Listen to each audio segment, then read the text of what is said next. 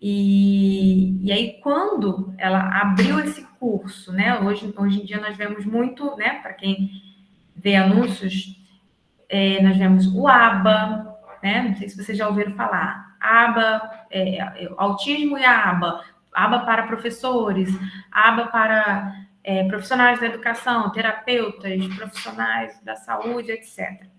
Então, nós vemos o ABA, nós vemos o Denver, nós vemos o DRI Full Time, nós vemos essas linhas de atendimento e de conduta com a pessoa no espectro.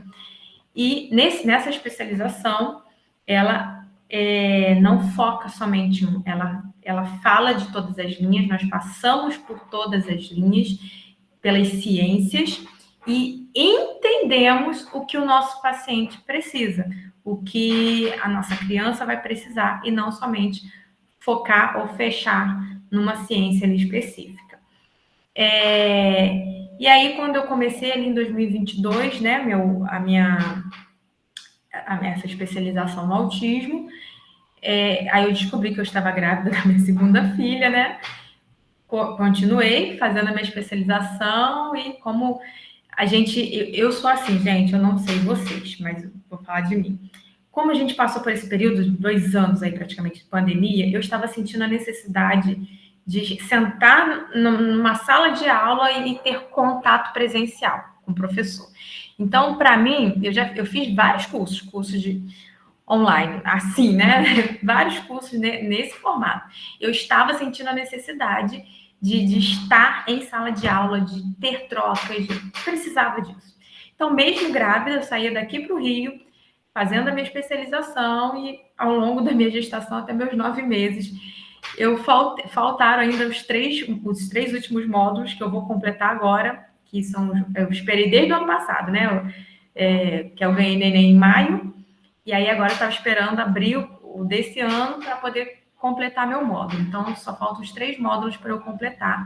Então, minha especialização está quase no final, de autismo. Porém, conforme eu estou falando, né, a minha necessidade, a demanda em que eu fui inserida, né, essa minha especialização já veio quando eu estava entrando na Prefeitura de Rio das Ostras. Então, na Prefeitura de Rio das Ostras, eu comecei a ver um outro panorama, mais aprofundado. Eu comecei a estar na equipe de investigação e intervenção precoce no autismo. Então, nós recebemos famílias completamente perdidas de informações, tá? E muitas vezes perdidas de unidades referenciadas na linha de saúde. Então, não sabe para qual unidade vai, não sabe quem buscar, foi encaminhada e está aqui. Tem gente que está em fila de espera de quase todas as unidades. Está na fila de espera do centro de reabilitação, do CAPSI, da saúde mental, de tudo. Porque elas estão tão perdidas, não sabem a filha dela, o filho está numa investigação, não sabe para onde vai. Então, eu comecei a fazer o acolhimento dessas famílias que estavam inicialmente em investigação, e a equipe, né, que se formou, eu, a TO e a psicóloga, nós iniciamos esse trabalho investigando, e aqueles que já se fechavam o diagnóstico ali nesse período de investigação, a gente já entrava com planejamento de intervenção precoce, utilizando na metodologia do modelo de intervenção precoce do Denver, que ele segue a idade de até 3 anos e 11 meses. Então, quando nós começamos a fazer, né, receber essas famílias, esse acolhimento, e aí até então não se tinha isso no centro de reabilitação, né? Parou tudo, a pandemia fechou, o centro de reabilitação cedeu para o posto de saúde, né? Ali onde é o centro de reabilitação virou unidade como é que se fala? De pronto atendimento do Covid, né? Ali ficou o atendimento específico do Covid, e o centro de reabilitação saiu. Quando eu entro na prefeitura, o centro de reabilitação tinha acabado de retomar ao seu espaço físico. E aí a gente começou a acolher essas famílias que estavam perdidas.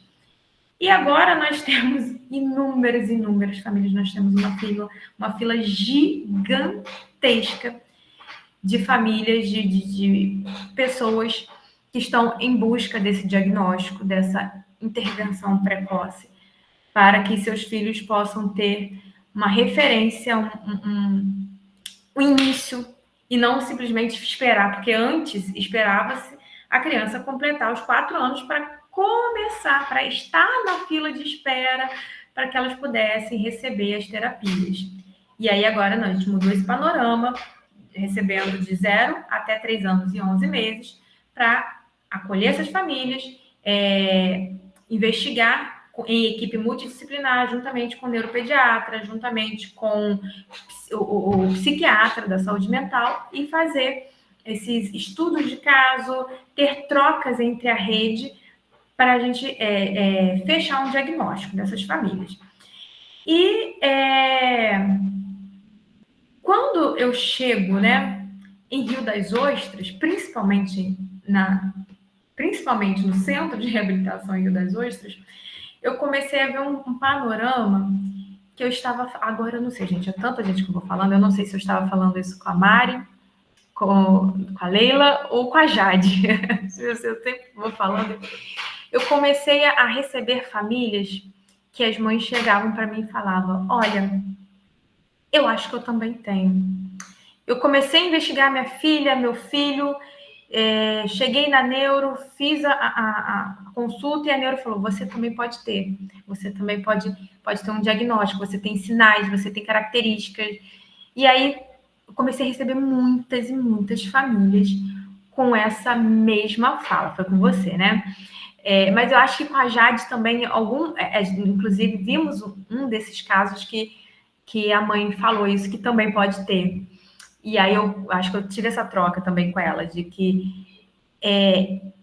o número está crescente, né? De pessoas que eu chamo, a gente faz a convocação para esse acolhimento, e as mães estão já chegando com essa fala: olha, eu acho que eu também tenho alguma coisa, olha, eu comecei a falar tarde, ou então eu tinha alguns comportamentos estranhos, na escola eu nunca consegui ser inserida da forma que deveria ser, sempre tive certas determinadas dificuldades em casa, tinha dificuldade de fazer trabalhos em grupos, ter essa troca de equipes, né, em grupos, ou posteriormente, quando eu comecei a trabalhar, não conseguia ter essa comunicação tão efetiva, funcional em equipe, eu não consigo estar completamente inserida nas ideias, né, nas propostas, eu tenho rigidez de pensamento, não consigo, enfim. Então, são vários os relatos que chegam para nós, até mesmo de profissionais, quando a gente vai conversando, né, a cada estudo de caso, e aí sempre tem um profissional falando: gente, eu também tenho isso, não é possível, eu tenho muito essa dificuldade, eu sempre tive minha vida toda. E as pessoas vão começando a querer buscar um diagnóstico, querer de fato buscar uma avaliação para entender, né? Pode ser que não mude nada, né, na fase da vida de que cada um está vivendo, porém, aquilo dali vai trazer uma certa... um alívio, né? Como se, não, hoje eu entendo tudo que eu passei, então eu posso entender meu filho.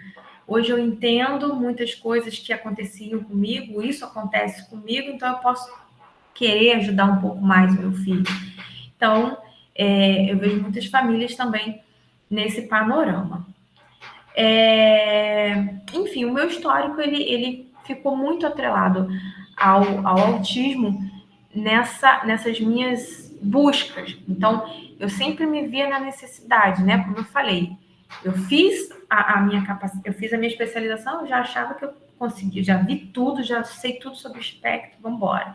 Passaram-se 2, 3 anos, opa, já mudou, já tem coisas novas. Fiz, né, minha especialização, a maior parte, até o ano passado, até eu ganhar neném. Vou voltar agora, depois de 9, 10 meses, já vou ver que muitas coisas já estão mudando. E é assim, a gente que entra nessa área, principalmente do autismo, a gente sempre busca maior conhecimento, como a Leila iniciou a fala dela, ainda, né, nós, quando vamos buscar alguns artigos, principalmente, né, quando a gente vai, quer entender, né, a causa do autismo, a gente fica ali com algo inconclusivo. Gente, calma aí, eu tenho uma visita aqui. Oi, filha. Deixa eu só dar um abraço aqui. Vai lá, tá? Beijo. Deixa eu só fechar a porta aqui, gente. Um minutinho. Vamos lá. Então, sempre esteve muito atrelada a essa minha necessidade de buscar tudo que estava surgindo. Então, nos artigos, né, como eu estava falando, a gente acaba sendo... Os estudos estão surgindo, porém ainda muito inconclusivo.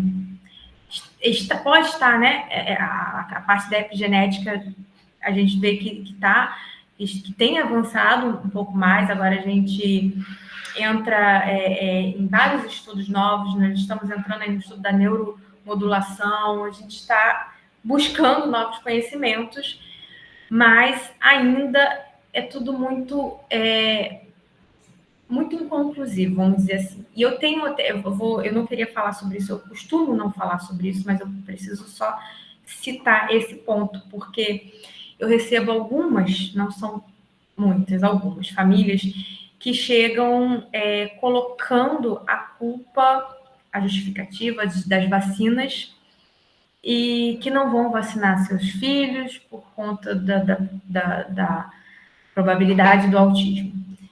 E eu não gosto muito de entrar nesse assunto, porque, gente, é uma responsabilidade tanta, né? Nós, como profissionais da saúde, falar, não vacina, não, pelo amor de Deus, né, gente? A gente sabe que vacinas é algo que, para mim, é indiscutível, né? Da criança, nos primeiros anos de vida, a criança precisa passar por todo o esquema vacinal, e ponto final, sabe? E, né, os estudos estão surgindo, mas sobre as vacinas, não sei se Leila pode até me passar novos estudos, mas acho que até então, né, Leila, a gente não tem nada que comprove que vacina causa autismo. Vou até dar uma olhada agora.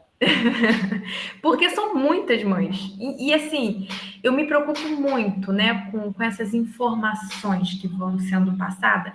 E aí a gente entra num outro ponto que é perigoso, entre aspas, né? Para tudo, todas as categorias da nossa vida sempre tem o ponto positivo, o lado ruim e o lado bom.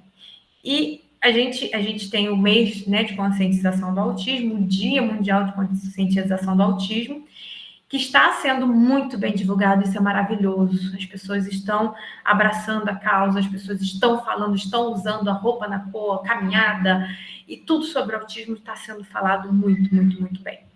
Mas com isso vem também as desinformações. Com isso também vem todo aquele conteúdo de curtidas, né? Pessoas na internet que querem gerar ali um engajamento, que querem falar e querem, enfim, acabam passando informações desnecessárias. Então, com essa luta, né, da conscientização do autismo, a gente tem falado muito sobre o espectro, sobre tudo do transtorno de uma forma muito geral e muito boa, né, por um lado, mas pelo outro lado tem o perigo dessas desinformações, dessas informações que não tem nenhuma comprovação científica, enfim, e as pessoas acabam repassando, compartilhando informações que não se tem base. Não se tem base de estudo. Deixa eu ver o que eu tinha colocado aqui mais. Leila tá buscando aí, né?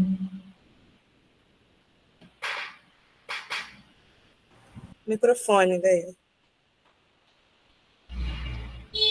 Não tem nada, não. Só fala dos fatores externos, que é multifatorial, mas não determina, né?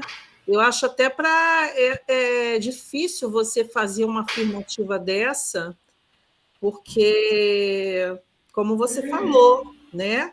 Que coloca em risco todo um processo de prevenção de adoecimento. Então, quando se coloca uma questão dessa, tem que ter um protocolo de pesquisa muito bem definido, né? Para poder ter essa Exatamente. alternativa, porque ela é muito perigosa. Né? E aqui, até internacional, não tem, não. Então, eu já vi até alguns pediatras fazendo campanha contra essas informações na internet, né? Porque as mães, elas ficam com isso e elas passam, elas levam essas informações adiante. Eu acho isso muito perigoso, muito, muito mesmo. Então, é o que eu estou falando, né? Com essa conscientização, nós vemos sempre o lado, nós temos o lado bom, mas sempre tem ali as desinformações, a gente sempre tem aquilo que é passado de uma forma que só porque uma mãe teve uma experiência. Eu tenho uma mãe de um paciente antigo, de muito tempo, assim, um dos meus primeiros pacientes, que ela chegou afirmando com toda certeza que o filho dela começou a desenvolver os sintomas após uma das vacinas, que agora eu não lembro qual foi a vacina que ela afirmou que foi, mas eu tentei explicar, falei, olha, inclusive, essa vacina, ela é aplicada ali no período em que existe a poda neural. Então, toda criança, não é só quem é autista, toda criança, todo ser humano já nasce como se fosse programado para ter a poda neural. Tudo que tem de aprendizagem que não vai ser útil para a vida daquela criança, né? O cérebro ele vai podar para que seja focado apenas o que é funcional para aquele desenvolvimento ali, aquela fase da vida da criança. Só que no espectro, no transtorno do espectro autista, acontece que essa poda neural, ela acontece com as funções, com as habilidades mesmo, das funções comunicativas, do comportamento. Então, por isso que nós temos muitas falas de crianças que até 1 ano falava mamãe, papai, pedia água, falava uau e tal. E após isso acontece a poda neural. É a tríplice viral nesse período. Então, que é em torno já do período que se tem a poda neural, independente de vacina, independente de qualquer coisa que possa acontecer com a criança. E se a gente for perceber também, é o período que a criança começa a desenvolver. Então, algumas questões são abandonadas, que é justamente esse período que você está falando, algumas habilidades vai ter um direcionamento para o desenvolvimento dessa criança. Né? E coincide justamente na primeira infância, que é o momento que ela cria as habilidades todas. E aí tem outras questões envolvidas, que eu acho que, por exemplo, com a restrição que nós tivemos, uma restrição muito grande, né? Existem duas situações. As mães passaram a conviver mais com as crianças. Tem isso também. Isso. Né? Que no isolamento, as mães, o que acontecia? Muitas deixaram de trabalhar, muitas perderam o emprego, então passaram a conviver mais com as crianças em casa. Então, a observação ficou mais refinada. Né? E a outra questão, né, o próprio isolamento, que dá uma parada no desenvolvimento de todo mundo. Quem não se sentiu inábil durante tanto tempo, depois de tanto tempo do isolamento? Até a gente tinha pânico de andar na rua. E até hoje a gente ainda tem reflexos disso, até no nosso comportamento. Então, a gente, na verdade, não é difícil, né, avaliar esse processo todo na identificação dessas crianças. Será que foi? Aí tem outra questão também. Será que a Covid também não ajudou nisso? Né? Ainda se precisa investigar essa questão. Outro Nós ponto tivemos também. no Nordeste como é? Não foi a dengue, foi a dengue que deu a microcefalia? Zika, né? Isso, a Zika. Nós tivemos em uma localidade um efeito da Zika que ninguém até hoje sabe explicar por quê. Então, será que é isso também? Então, são várias questões que surgem em torno disso. Né? Que a gente não. Eu acredito que daqui a uns anos a gente vai ter essa resposta, mas nesse momento ainda não tem, infelizmente. Infelizmente. E é o que eu sempre falo, né? Eu sempre converso isso com as famílias.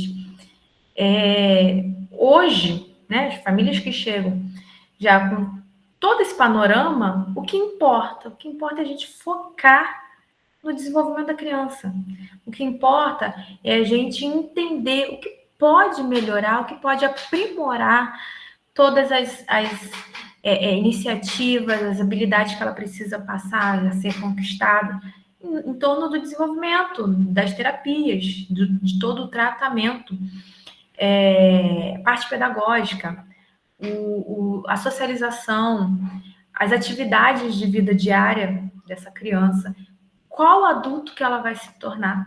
Eu acho que é o que importa hoje, é o daqui para frente. É óbvio, né? Como eu já tive uma mãe que falou assim: ah, mas eu penso em ter outro filho. E já que o primeiro tem o autismo, eu não quero repetir as mesmas coisas que e ela pensa, né? Na mente dela, ela pensa que aquilo pode ter gerado causado o autismo do primeiro filho. E ela fica buscando sempre, buscando muitas informações, sem um embasamento, vamos dizer assim, para que ela está só adiando essa ideia de ter outro filho, porque ela acha que não vai conseguir e provavelmente vai vir uma outra criança com o autismo, né? A gente sabe que isso, né, realmente pode acontecer.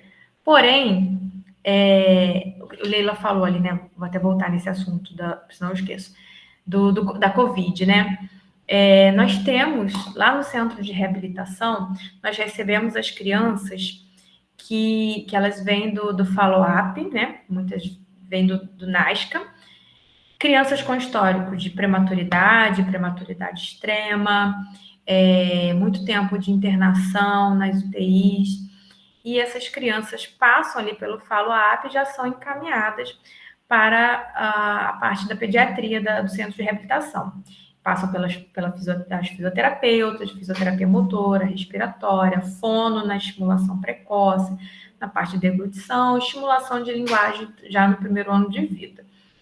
E dessas crianças que vinham do follow-up e que foi no período ali da Covid, em que as suas mães, né, tiveram a Covid gestacional, ou no momento do nascimento, né, enfim, essas crianças que fizeram o primeiro momento ali em 2022, 2021, fizeram aquele acompanhamento nos primeiros meses de vida, elas têm uma alta, mas são acompanhadas, né, uma alta assistida. E aí, nessa alta assistida, sempre tem um retorno, volta lá para ver se está tudo bem e tal, se a fisioterapia precisa acompanhar um atraso motor ou não, a fono precisa acompanhar uma parte da alimentação ou não, etc.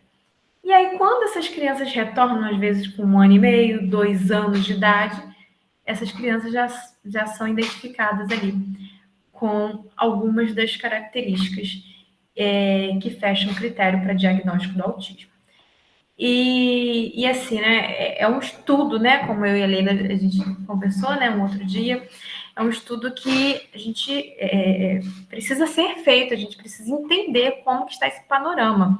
Muito já sabia que poderia mudar, né, todo esse panorama pós-pandemia, Mas até então existe ali uma lacuna, existe um tempo, né? Desde que essas crianças nasceram, no período da Covid, até que se começa a ter a idade mesmo para que possa os sintomas, né, os sinais do transtorno estejam mais evidentes, começa a ser identificado na escola, na família, em todos os âmbitos que essa criança está inserida. É isso, gente. Não sei se faltou alguma coisa mais para falar. Não sei mais se eu preciso falar mais alguma coisa. Falar dos níveis, né?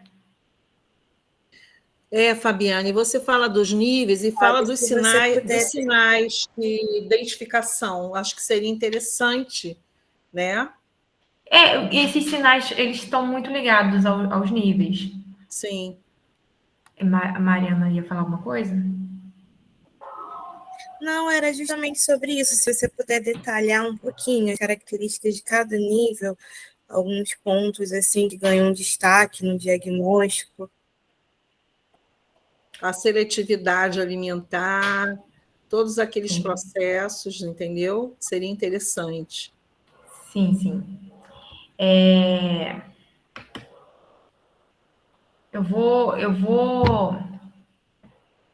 mostrar para vocês, como eu falei ali baseado nesse meu histórico, que antes na faculdade, né, se tinha o autismo leve, o autismo moderado, o autismo severo, grave, e as pessoas realmente não entendiam o que era o espectro, porque não se falava do espectro. Se tinha o autismo como um padrão. Então, se eu conheço uma criança que é autista, um adulto que é autista, então todos os outros vão ter aquele mesmo padrão. Então, a gente, durante muitos anos, isso ficou muito evidente, né, na consciência das pessoas, ou na falta da consciência em relação ao assunto do autismo. Eu trabalhei, quando eu vim para Casimiro em 2015, 2016 eu comecei a trabalhar na APAE. E na APAE, principalmente a APAE aqui de Casimiro, né, não sei das outras cidades, tinha uma característica de pessoas, os assistidos, que estão lá há muitos anos, e estão. A APAE antigamente era muito educacional na escola, e aí depois de um tempo parou, e aí agora é só a parte terapêutica e psicopedagógica. E aí, nesse ano ali, 2016, 2015, ainda se tinha essa visão dos próprios profissionais, né, das pedagogas que ali atuavam, que o autista é como o Joãozinho, é como a Mariazinha, que apresenta essas mesmas características. E aí, quando chegava uma criança um pouco diferente, mas que não se enquadrava no espectro, não se enquadrava nas características do Joãozinho e da Mariazinha, essa criança, opa, não, isso daí não é autista, não. Ela olha nos olhos. Como que esse menino é autista? Ele fala comigo, ele me perguntou, ele me pediu água, ele pediu para ir ao banheiro, ele perguntou a hora, como que esse menino pode ser autista? E aí, depois disso, que começou a ser mais divulgado sobre os níveis, né? Que houve essa transição ali, que até então, né? Como eu falo, não sei se eu falei no meu histórico ali, né? Eu saí da faculdade com o CID-10, né? A gente ainda tinha muito a referência do CID-10, porém, até hoje, no SUS, ainda é o CID-10 que a gente usa. A gente ainda tem a referência, agora a gente até já está colocando o CID-11. Há um tempo atrás a gente fazia ali o CID-10, mas já colocava o DSM-5, mas o SUS ainda, pelo menos ali na prefeitura, ou aqui em Casimiro, a gente sempre usou o CID-10. E aí, para a gente começar a entender os níveis, isso foi começando a surgir através desses novos estudos que vieram com essa transição da nomenclatura, do espectro, do que era antigamente, para o que mudou agora, como era e como está agora. E aí, para a gente entender quem era o autista leve antigamente, que era classificado como autismo leve.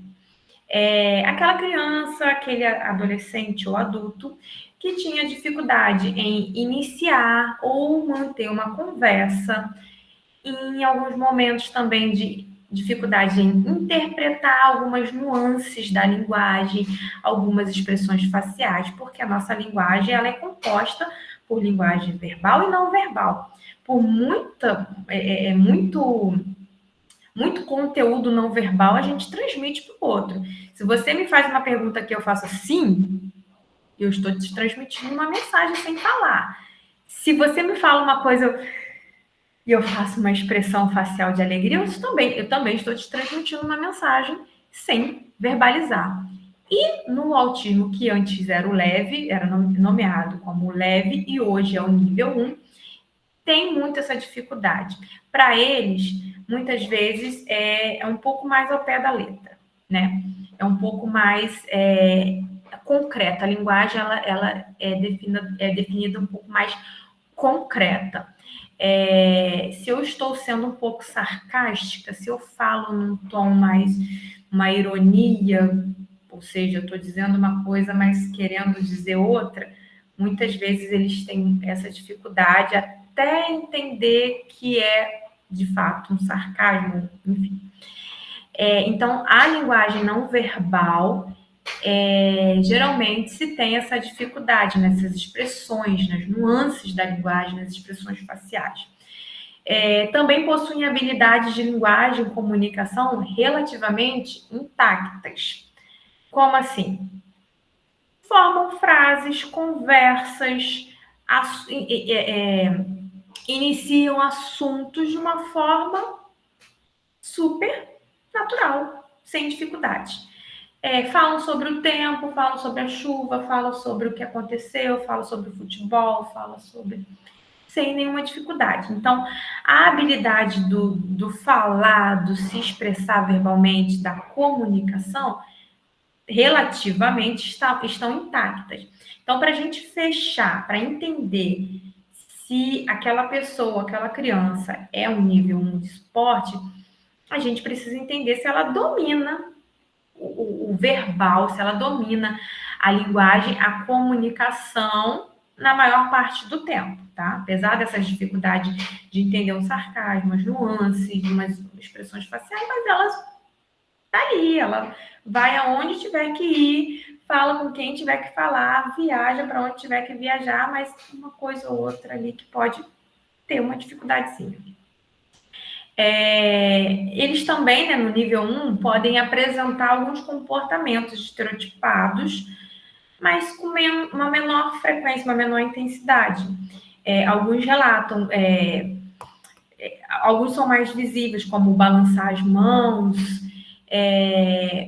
ou um interesse muito restrito, né, o hiperfoco por um assunto específico, um objeto muito específico, gosta de colecionar carrinhos antigos dessa forma.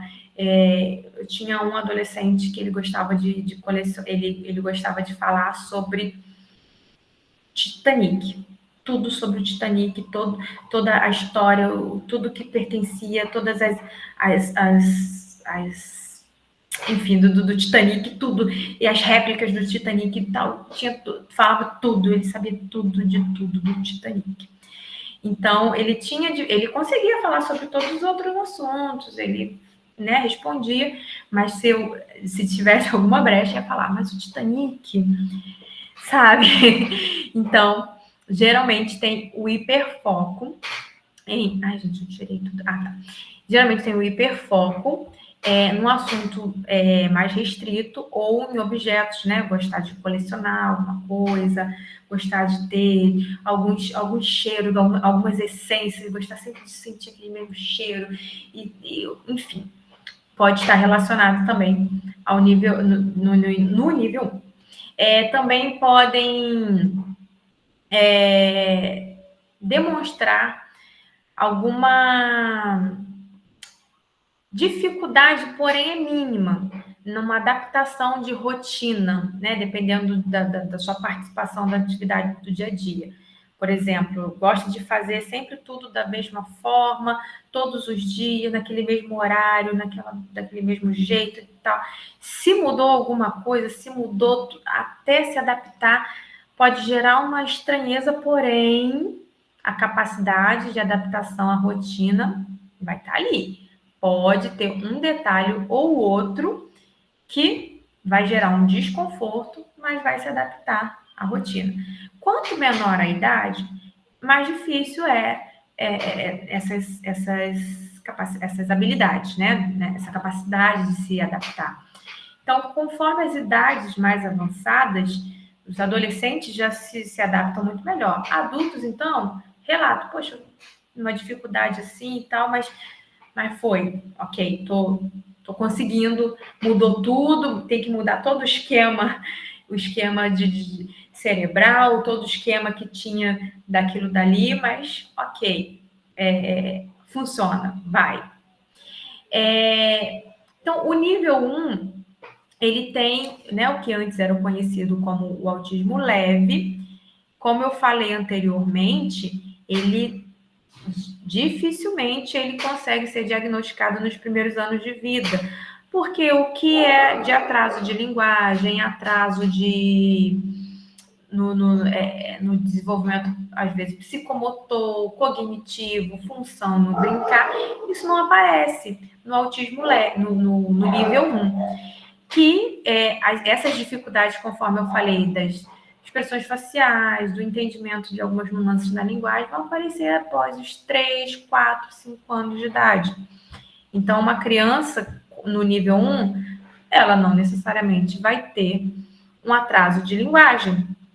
E é um dos critérios também para a gente fechar diagnóstico. Uma criança que não teve um atraso de linguagem, começou a falar, às vezes tem uma linguagem até rebuscada, tá? Consegue falar de uma forma muito rebuscada, usar palavras mais difíceis. As mães são ótimas. Eu tenho 2 mães que são professoras e com seus filhos de nível 1. E já um adolescente, o outro já assim, caminhando para a pré-adolescência. Elas falam, nossa, eu sou professora, mas o jeito que ele quer explicar uma situação simples, como, por exemplo, nossa, por que deu erro aqui de entrar no Meet aqui na hora de...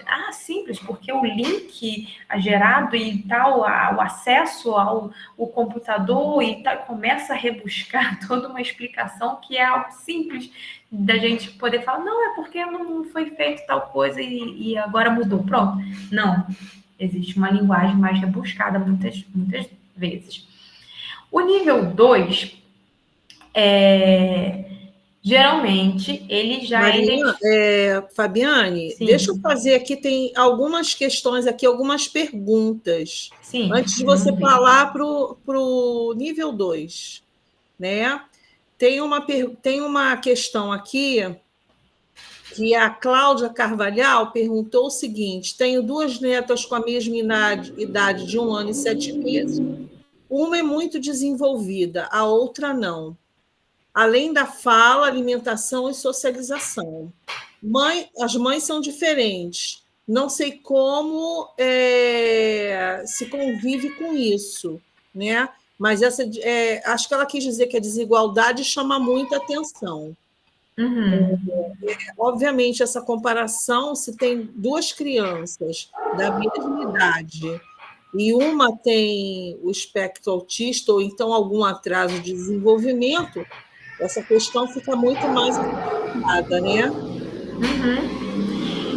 A gente sempre faz essa alerta de que a gente não deve comparar uma criança com a outra.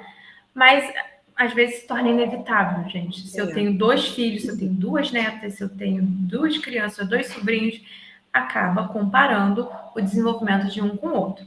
Ou se eu já tive a experiência com o primeiro filho, quando vem o segundo, eu acabo comparando, fazendo alguns comparativos em relação a esse desenvolvimento.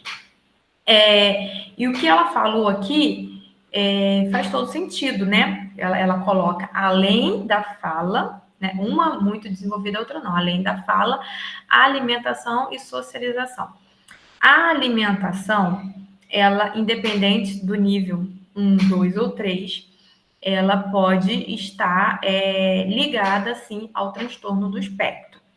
Seletividade alimentar, seja por uma questão de processamento sensorial, processamento do paladar, da textura, do fator térmico, né? Quente, frio. Isso tem criança que não consegue comer nada gelado, tem criança que não consegue comer nada quente, tem criança que não consegue comer alimentos secos, tem criança que não consegue comer alimentos molhados, tem criança que não consegue comer grãos, arroz desfiado, frango, nada que se tenha pedaços. Tem criança que consegue comer tudo mais amassado.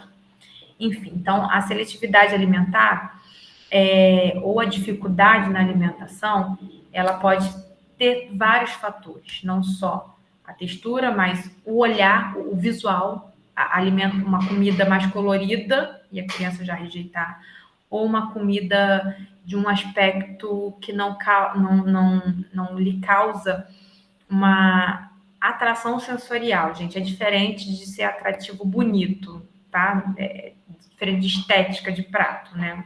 Mas uma atração dos sentidos mesmo, da parte sensorial, do desenvolvimento sensorial. Porque para a gente se alimentar, a gente tem o olfato daquele alimento, a gente tem a sensação desse alimento na cavidade oral, a gente tem a temperatura agradável, e inúmeros outros fatores, né?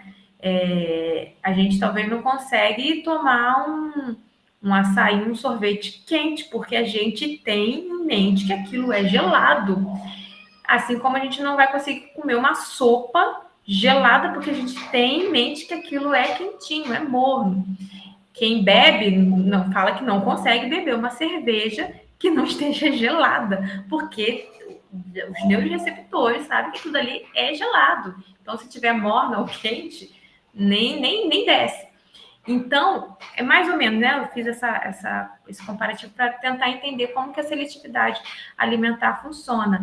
Existe ali uma conexão dos neuroreceptores. Tudo que a gente tem de sentido, de tato, vou dar o exemplo do nosso tato manual, palma da mão. Então, se eu pego alguma coisa que é gelada, é macia, tem uma textura, e eu estou sentindo aquilo na mão, na minha cavidade oral, aquilo dali é 100%. Então, se eu estou sentindo ali aquilo que é geladinho, que tem uma textura um pouco mais agradável no meu tato da mão, quando eu coloco na minha cavidade oral, é muito maior. Os meus neuroreceptores de língua e mucosa, eles são mais aguçados do que os receptores que nós temos nas mãos ou no nosso corpo. Então, para a criança que está no espectro e possui a seletividade alimentar, a gente precisa entender se ela é hiporreativa, se ela é hiperreativa, se ela precisa de alimentos duros para fazer aquela mastigação. Se ela tem isso, ela é hiporreativa, ou seja, a reatividade dela é baixa, é hipo, então ela precisa de estímulos intensos para que ela mastigue, para que ela coma uma farofa, ela coma uma coisa crocante, um biscoito crocante, uma torrada, para satisfazer não é o termo, mas para que aquilo dali lhe cause uma satisfação em relação aos neuroreceptores. E a criança que é hiperreativa, tá tudo muito à flor da pele, vamos dizer assim. Então, qualquer coisa que chega ali para ela já causa aquela rejeição. Então, para trabalhar com a criança que é hiperreativa é até mais difícil, porque a gente não consegue introduzir os estímulos de uma forma direta. A gente tem que trabalhar no olhar, no cheiro, no lúdico, no brincar de comer, para que aquela criança possa aceitar uma coisa fria, uma coisa quente, uma coisa que seja uma textura diferente, uma consistência diferente, porque ela vai colocar a língua, ela vai encostar a boca e vai aquilo para ela, os neuroreceptores ativam a sensação de dor no cérebro. Então, é como se aquela sensação para ela fosse uma sensação de dor. Então, a seletividade é algo muito sério. E é algo que as mães relatam que uma criança ela pode até ficar sem brincar, sem se comunicar, mas sem comer é muito difícil. Sem se alimentar é muito difícil. Né? Como ainda hoje eu recebi uma mãe que falou, meu filho só come arroz e mais nada, e mama mamadeira. Arroz e mama mamadeira. Não aceita mais nada na vida, nada. Imagina uma criança que só come arroz e mama mamadeira.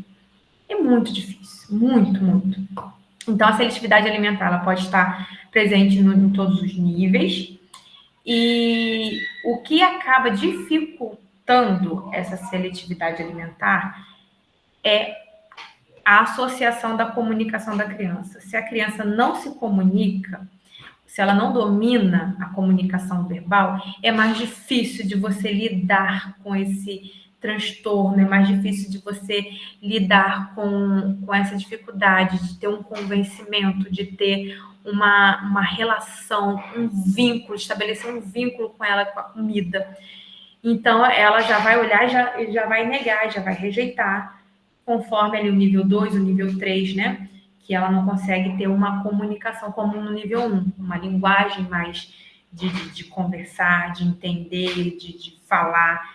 A criança que está no nível 1, o adulto, o adolescente, ele vai falar, não gosto disso, não consigo comer isso, não consigo colocar tal coisa na minha boca que não desce de jeito nenhum. E pronto, acabou. Vamos para os outros níveis. O nível 2 é o que antigamente a gente se falava de moderado, né? O autismo moderado. E hoje a gente vê o nível 2 de suporte, tá? Suporte, nível de suporte significa o quê? Que aquela criança que apresenta essas dificuldades, elas precisam de um suporte para que se desenvolvam mesmo com essa dificuldade. Então, suporte educacional, profissional, no tratamento familiar, em todos os âmbitos da vida dessa criança. O nível 2, ele se caracteriza muito por dificuldades mais significativas nessa comunicação e nessa interação social da criança. É uma criança que não consegue, muitas vezes, dominar o verbal. Pode ser uma criança que fala palavras isoladas, funcional em determinados momentos. Por exemplo, xixi. A criança quer fazer xixi, ela não fala, eu estou com vontade. Não, fala. Xixi, amor, ela é funcional para aquilo que ela precisa, ou água, no momento em que ela está com sede. Ela também pode apresentar algumas dificuldades em compreender também as nuances da linguagem e apresentar alguns comportamentos mais repetitivos. As estereotipias podem ser mais presentes no nível 2, tá? De flapping com a mão, ou de se balançar com o corpo para se regular, ou de ter alguns movimentos com a perna, com o corpo de uma forma geral. E aí, trazendo um pouco para o adulto, né, para o adolescente, quando a gente conversa com um adolescente, né, que fala assim, nossa, quando eu fui fazer prova na escola, e a prova me gerou tal sensação que eu não estava conseguindo lidar e eu sabia, eu sei muito daquele assunto, eu estudei, eu queria acertar tudo, mas eu não estava conseguindo porque minha mente estava uma bagunça. E aí ele foi se regular, ele saiu de sala de aula, foi ao banheiro, foi à outra sala, ao pátio, e fez um movimento, pulou, deu 10 pulos, girou, pulou, voltou para a sala, se regulou, conseguiu fazer a prova. Então, muitas vezes, esses movimentos repetitivos, eles geram a regulação, eles vão fazer a autorregulação da pessoa. E, conforme os níveis, a pessoa, a criança pode conseguir entender isso ou não. Então, no nível 1, né, o adolescente, a criança, ela pode verbalizar como, né, esse paciente meu verbalizou. Eu consegui descer, eu consegui ir lá, pulei assim, rodei, fiz e consegui, me regulei. No nível 2 pode ser que ele não consiga ter essa consciência, ele vai fazer, e muitas vezes pode ser um comportamento que pode gerar um grau de nível de perigo, né, para aquela criança, de bater com a cabeça, de se balançar e ter estímulos mais intensos no corpo, de se bater, de cair com a cabeça no chão, que precisa ter sensações intensas, de se movimentar, de se sacudir, de rodar intensamente, de não ter essa noção do perigo. Então, esse nível de suporte, o suporte que essa criança precisa receber é em relação a essas questões. Não tirar completamente os movimentos a estereotipia ou os movimentos repetitivos da criança, do adolescente, porém ajudá-lo a lidar com isso mediante uma situação problema, por exemplo, mediante as situações do dia a dia que essa criança, esse adolescente ou esse adulto vem a ter. Eles também, né, no nível 2, podem demonstrar também maior dificuldade em se adaptar a mudanças de rotina, né? Como eu falei que no nível 1, podem ter um detalhe ou outro na rotina, mudou, fez alguma mudança ali na vida, naquilo que era sempre daquele jeito, né?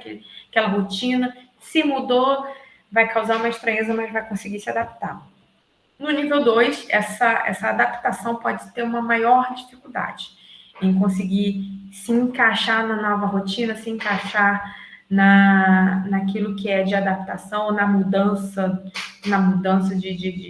de algo que aconteceu. Né? Isso acontece muito com os nossos pacientes, quando tem mudança de escola, mudança de professor, mudança de terapeuta, e até iniciar um novo ciclo, uma nova rotina, um novo vínculo, às vezes é um pouco mais desafiador. Tem situações em que a criança, quando muda de escola, ou se mudar de turno, a criança que estava de manhã durante muito tempo e passa a estudar à tarde, ou vice-versa, aquilo dali gera um transtorno muito grande, porque a criança não consegue se regular conforme aquela mudança, né, de rotina. E no nível 3, que antes era o nível, o grau severo do autismo, o nível 3 de suporte, eles, na maioria das vezes, vão apresentar alguns déficits mais severos nessas habilidades da comunicação. Então, se o nível 2, às vezes, nós temos a criança que não domina a linguagem, né, a pessoa que não vai dominar frases ou conversação, mas ela vai ser funcional com uma palavra isolada, vai ser funcional com uma situação ou outra. No nível 3, esse déficit é um pouco mais severo, um pouco maior em relação à comunicação verbal, tanto verbal como não verbal. Então, dificilmente vai entender uma expressão facial associada ao não. Dificilmente vai entender uma expressão facial associada a um contexto verbal, ou isoladamente falando, ou isoladamente se expressando. Então, na linguagem compreensiva, eles vão ter um déficit em receber a informação, e na expressiva, um déficit em transmitir aquilo que está sentindo, aquilo que deseja, aquilo que quer, né, que solicitam algo que está solicitando no momento. Então, tem maior dificuldade em se expressar. Além também de apresentar eles apresentam algumas características que já foram, né, que eu já consegui descrever no nível 1 e no nível 2, desse comportamento repetitivo, das estereotipias, mas esses comportamentos, eles são um pouco mais, eles são caracterizados de forma mais intensa no nível 3, porque como a comunicação e esses sinais, eles estão diretamente ligados, esses sinais de autorregulação, de não conseguir, de ter um movimento repetitivo durante muitas vezes, e aí pelo déficit da comunicação da linguagem verbal, eles acabam sendo mais intensos. A criança não consegue, a criança quer a água, mas o adulto não está entendendo que ela quer a água, está pensando, tal, você quer o quê? Você quer brincar? Você quer a bola?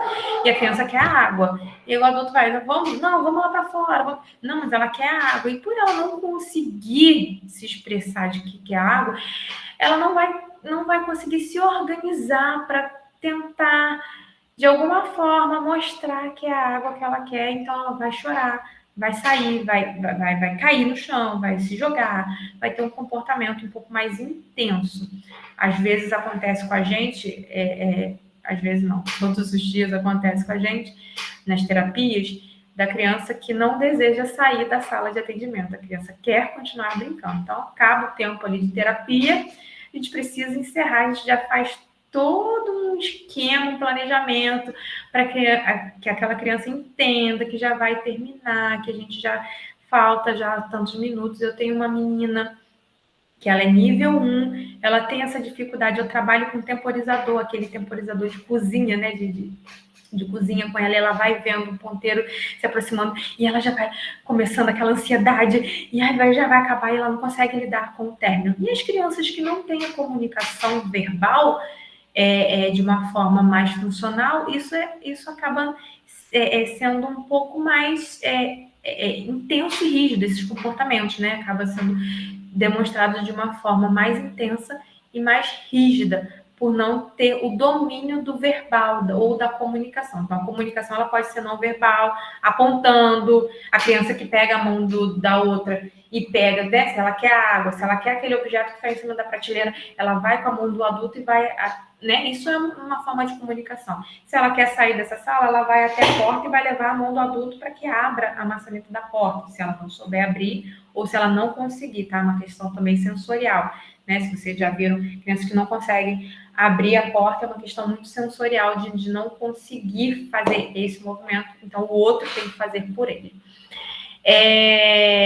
Então, eles apresentam, né, na maioria das vezes, um perfil comportamental um pouco mais inflexível com essas dificuldades. E são dificuldades importantes no dia a dia deles, que, como, por exemplo, a adaptação das mudanças, que eu falei nos outros níveis, acaba sendo de uma forma mais intensa, mais inflexível a aceitar mudanças, aceitar términos, aceitar um novo início, que eles tendem ao isolamento. Então, uma criança que muda de escola, talvez no nível 3, essa criança pode chegar numa nova turma, numa nova escola, e pela essa rigidez, essa inflexibilidade, ou esse comportamento muito de não conseguir lidar com essa nova situação, ela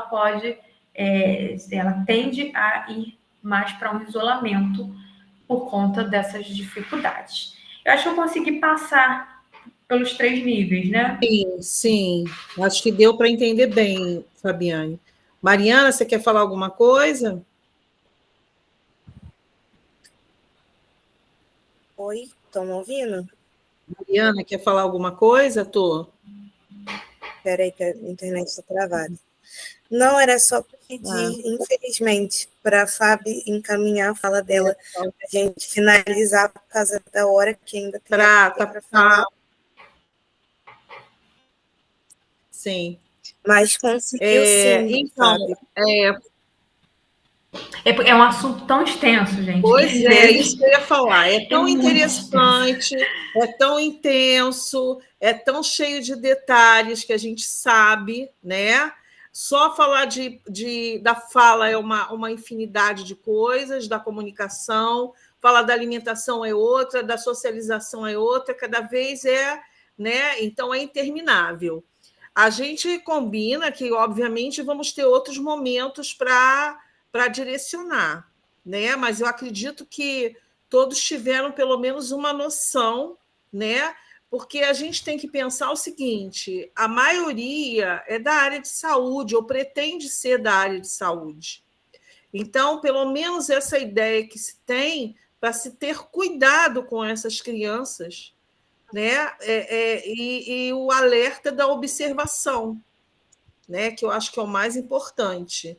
Ninguém vai sair fazendo diagnóstico de nada, mas se de repente observa algum sinal, né? Ou então ouve a mãe, e a mãe se fala alguma coisa, né? Então é interessante direcionar para o profissional, né? Pro adequado para se tirar essa dúvida, né? Então, obviamente, a ideia é principalmente essa.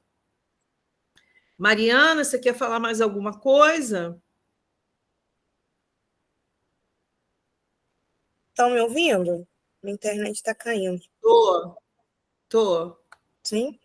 Não, Fábio, só agradecer mesmo, como a Leila disse, se a gente pudesse, a gente ficaria aqui horas e horas, porque é um tema que a gente, enquanto estudante, né, se interessa muito, e só agora a gente tem tido mais contato, né, não é algo que é muito abordado na graduação, né, pelo contrário, agora e assim, a gente, enquanto liga, o nosso objetivo é sempre esse, buscar assuntos que a gente não vê dentro da universidade, e que a gente possa, né, criar um meio de compartilhar essas informações que são extremamente relevantes para a gente enquanto, né, futuros profissionais.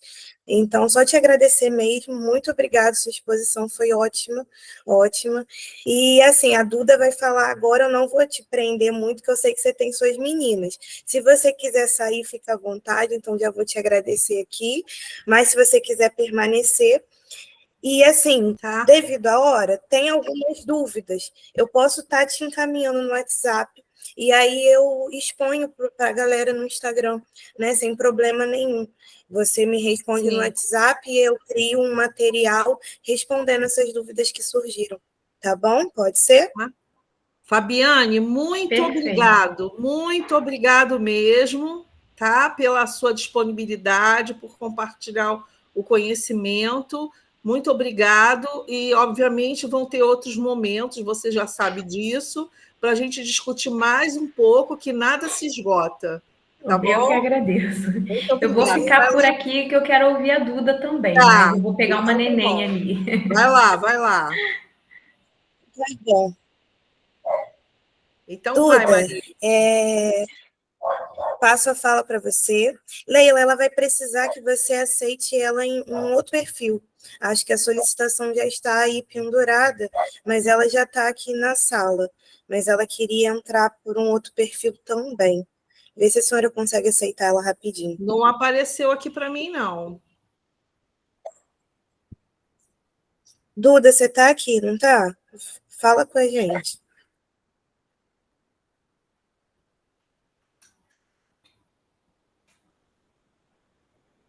Acho que não está, não. Eu estou vendo o rostinho dela, vou chamar ela no WhatsApp.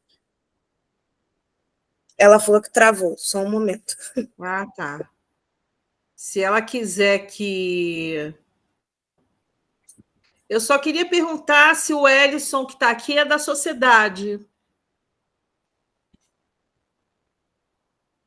Eu acredito que Oi, seja. Leila, o próprio. Oi, Boa noite a Ellison. todos. Boa noite. Obrigado pela sua presença. Imagina, é uma honra. Agradecendo à Sociedade Brasileira de Genética e Genômica, que está aqui presente, através do professor Ellison, né? Agradecer a presença, de sempre contribuir com a nossa liga, contribuir com esses momentos tão importantes, né? Afinal, a gente também tem um coração lá na sociedade, a nossa liga tem, graças a Deus. E obrigado pela sua presença, viu? Não, para a gente é uma honra. A gente também tem um coração aí na liga também, em nome da sociedade. Obrigado aí pela presença. Duda? Não abriu nada aqui para mim, não.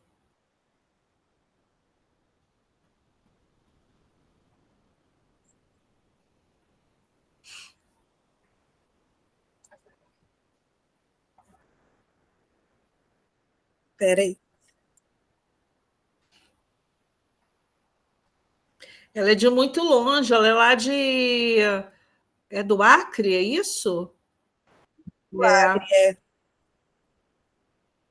Olha onde nós estamos chegando. ela está entrando, espera aí. Tá. Notificou alguma coisa aí, Não, não Leila? apareceu nada.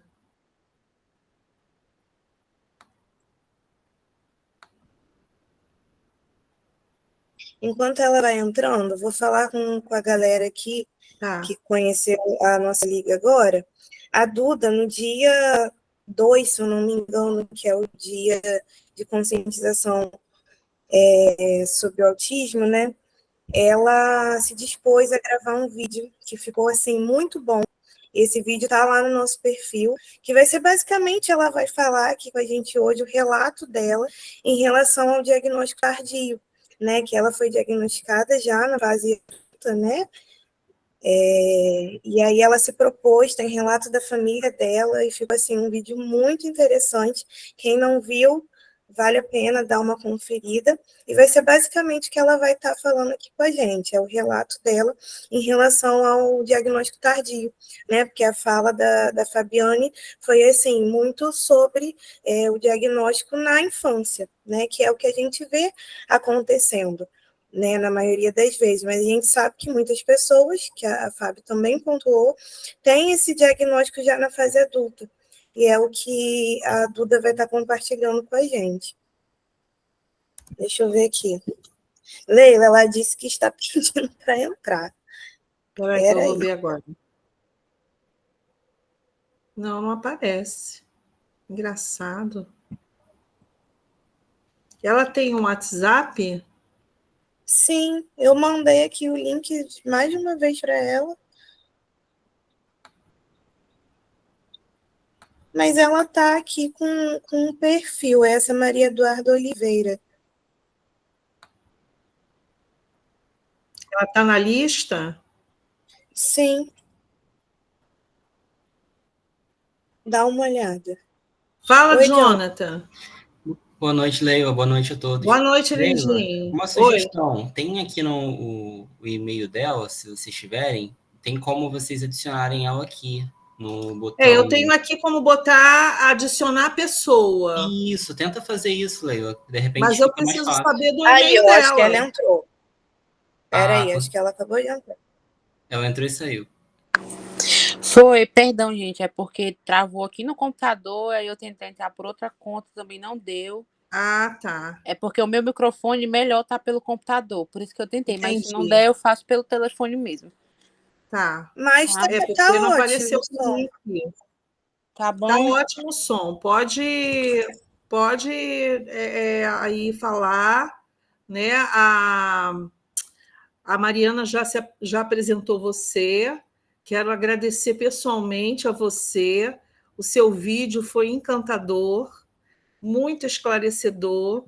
Está fazendo assim muito sucesso por causa da delicadeza que você apresenta, né, o espectro autista, pela sua vivência, pela participação dos seus pais e da sua irmã, né? Então, assim, nós ficamos impactados, orgulhosos de você fazer parte da nossa liga, viu, Eduarda? Tá? Então, você, muito obrigado por partilhar esse seu conhecimento, porque isso é um conhecimento que você adquiriu, né, tardiamente, mas que é importante para você, tá bom? Muito obrigado. Esteja à vontade aqui com a gente. Obrigada. Mari, vai dar para passar o vídeo?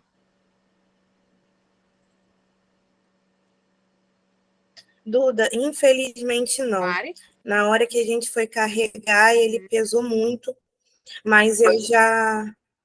Tá ouvindo? Sim, agora eu tô.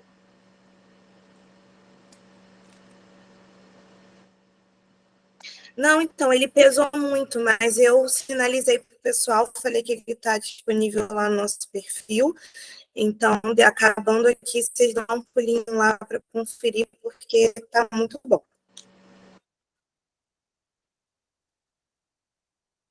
Certo. Então, vou começar...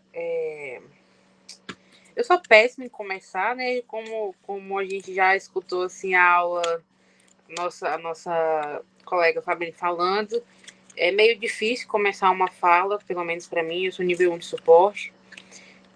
Falando por esses sintomas e sinais, né? Nem todos são iguais, então é uma dificuldade muito grande que a gente tem. Eu anotei alguns pontos aqui peço até perdão porque eu me embolo um pouquinho para falar. Além do autismo, eu ainda estou em investigação do TDAH. Então, eu anotei aqui, mas ainda tem algumas coisas que ficam um pouquinho complicadas para mim. E confesso que é a primeira vez que eu estou falando desse assunto, assim, para pessoas diferentes, para uma grande quantidade de pessoas. É um assunto muito delicado ainda, né? Que, querendo ou não, tem horas, tem momentos que tem uma certa dúvida, né? Um desconforto, porque a gente passa muito tempo pensando que a gente tem X problemas, X personalidade. E aí, quando a gente recebe um diagnóstico, é algo muito novo, é algo assim que a gente não consegue absorver, eu pelo menos não consegui absorver tão bem assim, tão rápido assim, mas procuro estudar todos os dias, assim como muitas outras pessoas, né? Deixa eu olhar aqui. Sim. Primeiro ponto foi na questão de lidar, que eu anotei. Como que se lida com um autista, né? No vídeo, eu tenho relatos também do meu chefe do trabalho. E, assim, foi muito interessante também ele participar. A gente teve uma conversa muito bacana, porque a gente sabe que no meio do trabalho é muito difícil você ver pessoas autistas conseguindo emprego. Quando conseguem, ainda tem muito preconceito, principalmente em relação ao adulto. Eu faço parte de um grupo aqui no Acre que tem autistas adultos, né? Que a maioria teve seu diagnóstico tardio, e a gente vê muito preconceito ainda por parte das pessoas que estão no ambiente de trabalho, porque geralmente acham que depois de velho é muito difícil, é muito chato ir atrás, para que vai atrás? Então a gente enfrenta muita dificuldade ainda. Como lidar com uma pessoa autista? Eu vou falar um pouco das minhas experiências e vou dar algumas dicas também, porque a gente pode ter uma pessoa autista à nossa volta e a gente nem sabe, né? Ou então, quando descobrir, já como saber lidar. O autista, pelo menos na minha experiência, a gente precisa de ter algo assim bem explicado. Como a profissional já falou, muitas vezes a gente não entende ironia, a gente não entende brincadeira. Tanto que quando eu converso com a minha mãe, ela fala algumas vezes por metáforas, né? Ela faz analogias que eu fico olhando assim, e aí eu não entendo, aí eu pergunto, enfim. Paciência. Para lidar com o autista tem que ter paciência, você tem que ter, assim, você tem que ser uma pessoa muito tranquila, porque muitas vezes é difícil, principalmente em momentos de crise. A questão das dificuldades, né? No meu caso, eu tenho algumas dificuldades sociais. Eu geralmente não gosto de falar em público, não gosto de falar por muita gente. Eu tô aqui com a mão gelada, tô com os dedos bem gelados, e aqui embaixo eu tô mexendo aqui, tô nervosa, mas é algo que se faz necessário, até porque é importante a gente trazer o conhecimento, né? É importante a gente trazer os relatos para as pessoas verem que realmente existe e que realmente é algo sério. Porque, assim, eu já escutei inúmeras coisas que eu olho e digo, eu não acredito que eu escutei isso, eu não acredito que realmente tem gente que pensa desse jeito. Mas tem. Por exemplo, já escutei que por eu ser autista, nível 1 de suporte, ou enfim, eu não poderia escutar música no fone de ouvido, porque isso ia me fazer mal. Aí eu fiquei, ué. Ou então, que por eu ser autista nível 1 de suporte, eu não poderia usar o abafador, que muitas vezes eu uso quando eu estou em lugares cheios de gente, sabe? Então, são detalhes assim, ou então, nossa, mas antes você não era desse jeito, você não fazia isso, isso e aquilo, e agora você está fazendo. Faz, porque depois que você recebe o diagnóstico, é uma liberdade que se tem.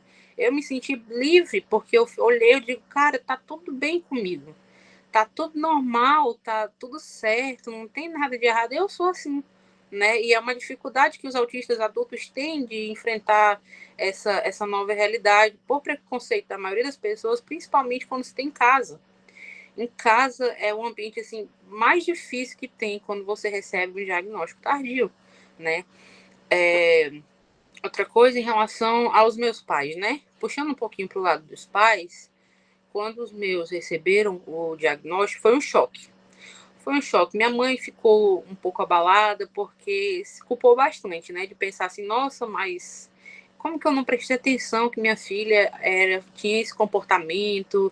Ou então, como que eu não prestei atenção que minha filha era assim, fazia isso, fazia aquilo? E hoje ela entende e ela fala, realmente, tem coisas que eu olho e eu penso que você fazia isso, isso e aquilo, só que eu não prestava atenção. Existe muita parte de culpa em relação aos pais, né? Deixa eu olhar aqui. Sinais e sintomas diferentes. Uma outra coisa que os autistas adultos, principalmente, eles enfrentam é essa questão da comparação em relação aos sinais e sintomas, né?